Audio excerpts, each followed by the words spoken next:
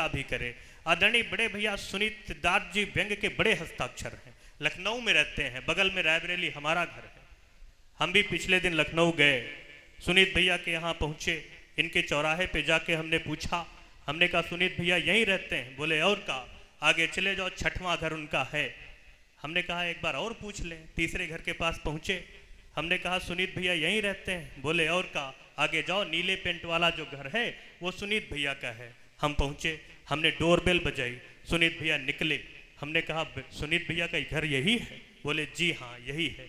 हमने कहा भैया एक बात नहीं समझ में आई, हमने सबसे पूछा, हमने सबसे कहा कि भैया सुनीत जी यहीं रहते, सबने कहा और का, आपसे पूछा तो आपने कहा जी हाँ। ये बोले दरअसल गोविंद भैया वो लोग कम पढ़े लिखे हैं, जो कम पढ़े लिखे हैं वो बोलते हैं और का, और जो लोग पढ़े लिखे हैं वो बोलते हैं जी हाँ। तो हमने कहा अच्छा आप पढ़े लिखे हैं? बोले और का। आदरणीय सुनीत भैया स्वागत है आपका। बहुत बहुत धन्यवाद संचालक महोदय जी। आज इस मंच की अध्यक्षता कर रहे देश के लाडले गीतकार हमारे मंचीय गुरु परम श्रद्धेय पवन बाथम जी, और कई देशों में काव्य यात्राएं कर चुके, बहुत पहले 95, 96, 97 में हम लोगों का कायंग जी कार्यक्रम में मिलन हुआ था। बड़े बैंक के बड़े बैंककार हैं परम श्रद्धेय डॉक्टर अवस्थी जी, ओज के बहुत बड़े गीतकार बड़े भाई सरस जी, और इधर गीत के मधुबन जी हैं, संतोष जी हैं, और इस कार्यक्रम की संयोजिका डॉक्टर शैलजा जी। और सबसे बड़ी बात यह है कि आप लोग सामने बैठे हैं तो आप सभी सुदूर रहता हैं, आपसे ही ये मंच है, आपसे ही ये कवि हैं और कविता है। अभी हमारे 5 गुरुओं का सम्मान हुआ है जी। अच्छा लगा कि शिक्षक दिवस 5 को है, पूर्व संध्या कार्यक्रम था, फिर वो आज ही रख लिया गया। अच्छा लगा कि आज भी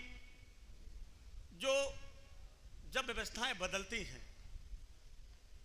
जब परिवर्तन दिखता है, उसमें भी अगर परंपराएं बनी रहें, मान्यताएं बनी रहें, संहिताएं बनी रहें, रीत रिवाज बने रहें, तो ये सारा काम चाहे वो ओज के माध्यम से हो, गीत के माध्यम से हो, बैंक के माध्यम से हो, हास के माध्यम से, ये कभी लोग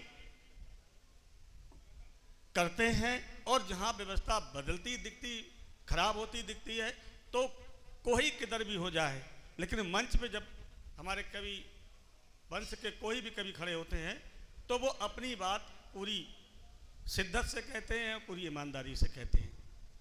मैं व्यंग का कवि हूँ, कुछ सामायिक घटनाओं पे भी लिखता हूँ, कुछ अलग अलग बिंदुओं पे बात करता हूँ। गुरुजी बैठे हैं, बहुत ज़्यादा कहने समझाने की बात नहीं है, लेकिन 4 पंक्तियाँ मैं पहले मंच के लिए पढ़ देना चाहता हूँ। स्वागत भैया, स्वागत स्वागत। कि एक काफिया मिलाने की जद्दोजहद का तुम्हें एहसास नहीं है। हाँ।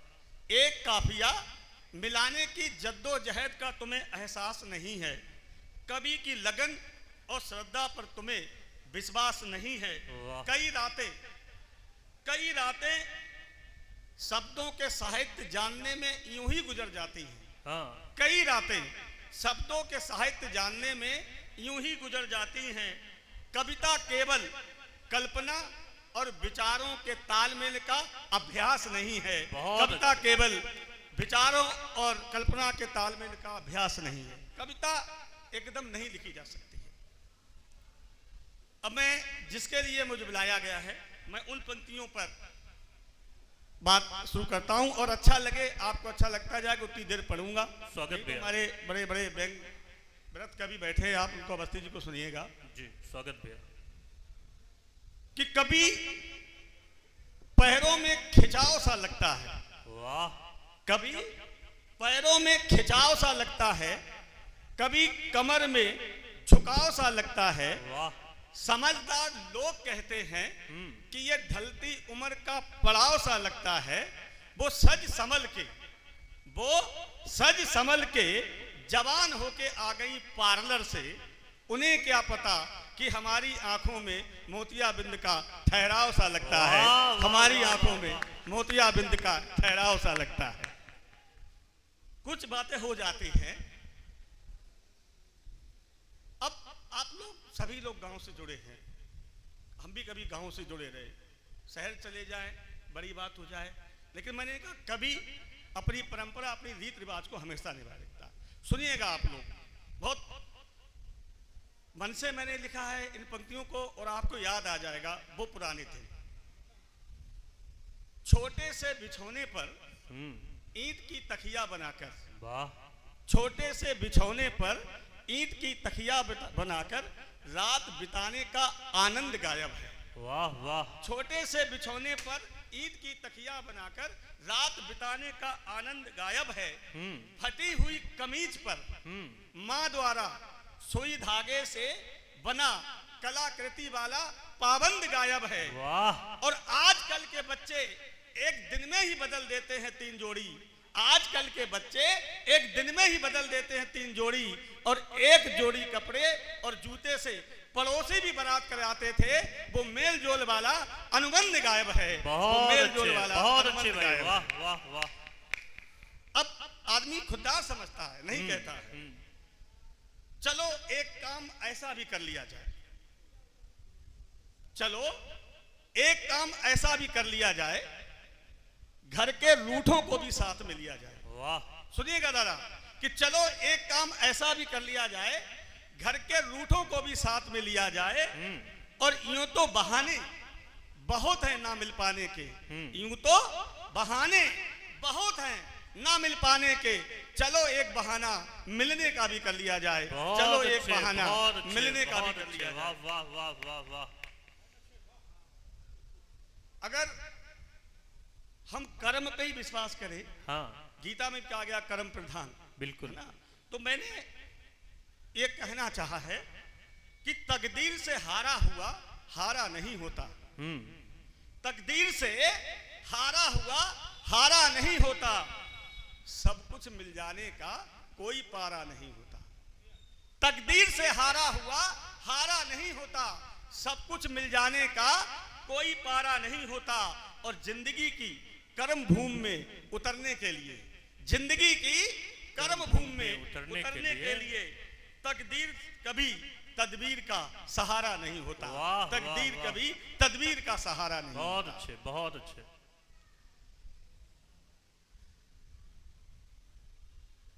कभी ये लगता है कि व्यवस्थाएं जब डामाडोल होने लगे तो हमारी ये जिम्मेदारी बन जाती है कि कुछ ना कुछ कहते रहना चाहिए।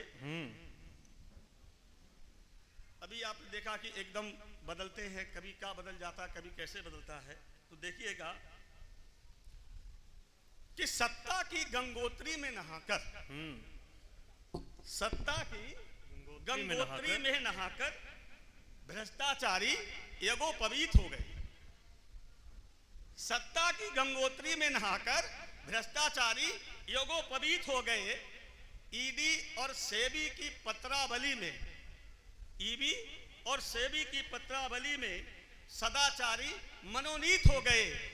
और जिन्हें जेल भेजने का दम्भ सारे मंच पर किया करते थे, जिन्हें जेल भेजने का दम्भ सारे मंचों पर किया करते थे, उनके सानिध्य में आए तो सदाचारी में परिणीत हो गए। उनके सानिध्य में आए तो सदाचारी में परिणीत हो गए। बड़ा व्यंग भैया, वाह।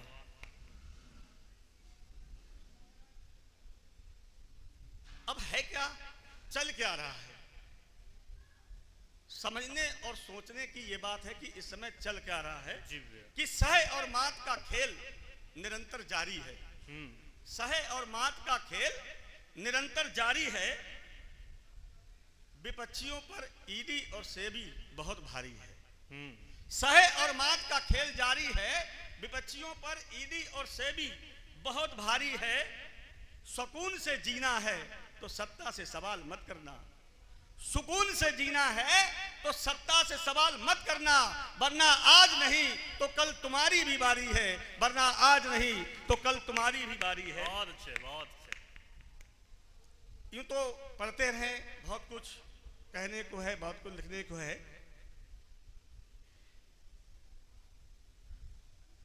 मैं एक रचना पढ़ना चाहता हूं जिससे कि यहाँ पर जितने और वरिष्ठ लोग हैं वो समय मिले।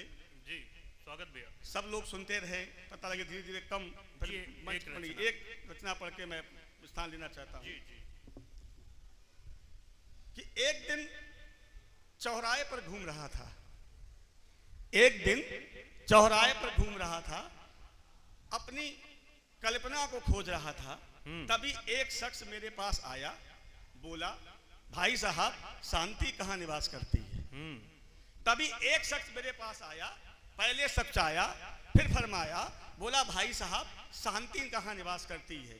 मैंने कहा, गरीब की गुर्बत में, किसान की किस्मत में और मजदूर की मेहनत में शांति निवास करती है। गरीब की गुर्बत में, मजदूर की मेहनत में और किसान की किस्मत में शांति निवास करती है। नेता के वादों में, मंत्री के इरादों में और संतरी के किरदारों में शांति निवास करती है। वाह वाह। साधु की कुटिया में, साध्वी की चुटिया में और फकीर की लुटिया में शांति निवास करती है।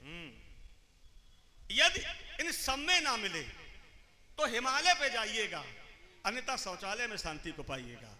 क्या बात है, यदि क्या इन सब बात में है, ना क्या मिले बात है, तो क्या हिमालय पे जाइएगा, अन्यथा शौचालय में शांति को पाइएगा।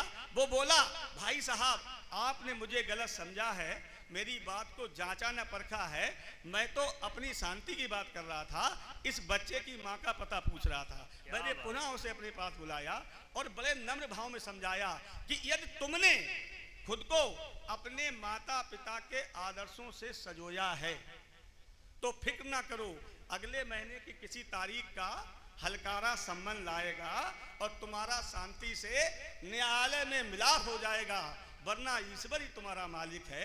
तुम्हारा शांति का निवासालय अनाथालय में मिल जाएगा, तुम्हारा शांति का निवासालय अनाथालय मिल जाएगा। बहुत बहुत धन्यवाद। जय हिंद, जय भारत। बहुत